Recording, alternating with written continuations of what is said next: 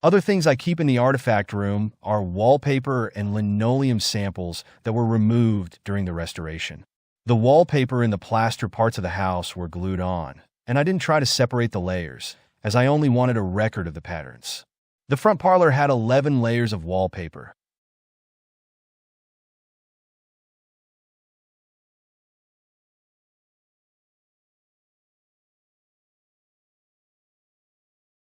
Wall coverings were used as far back as 220 BC in China. In the United States, it was brought to colonial America by European settlers in the 1700s. Colonial coverings were often made from fabric like leather or silk, rather than paper, and featured floral designs, chintzes, and brocades. In the late 1700s and the first half of the 1800s, wallpaper was hand-blocked. The oldest wallpapers in the house were block-printed.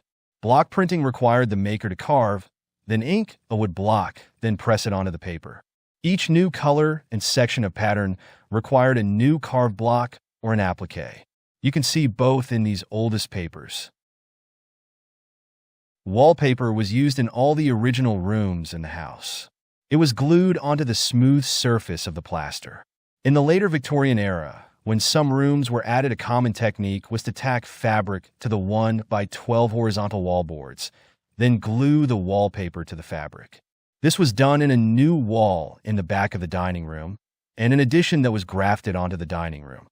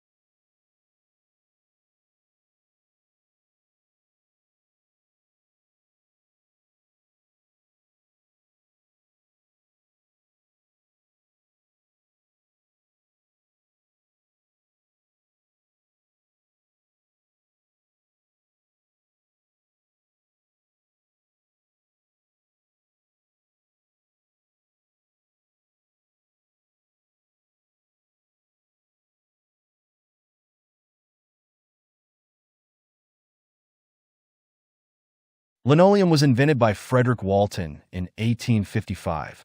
Walton discovered that linseed oil, when oxidized, formed a rubbery, flexible skin on top of a can of oil-based paint. He experimented with ways to speed up the process and create a durable product. In 1860, Walton received a patent for his process and named the new material linoleum, combining the Latin words for linum or flax and oleum, or oil. By 1864, Walton established the Linoleum Manufacturing Company Limited in Staines, England. Linoleum quickly gained popularity due to its durability, waterproof nature, and ease of cleaning.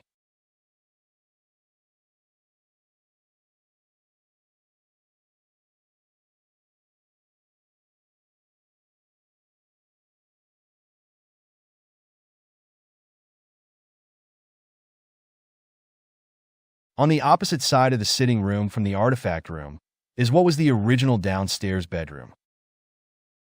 Mid-Victorian two-story homes often featured downstairs bedrooms for several practical reasons.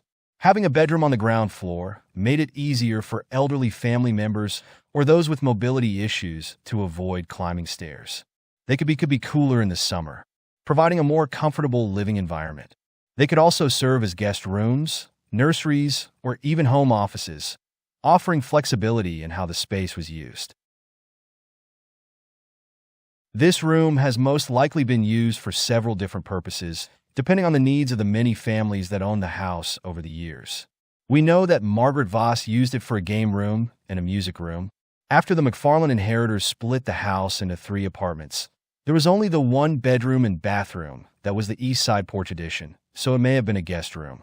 The Hawkings, who had only 1 child, a son, or the Paughs, who had 2 children, may have had a piano in there, because the sitting room would be a tight fit for one, with all the doors and whatever furniture was in the room. The room was, and is light and pleasant when the weather was nice and the shutters and drapes could be opened on the large three-sided bay.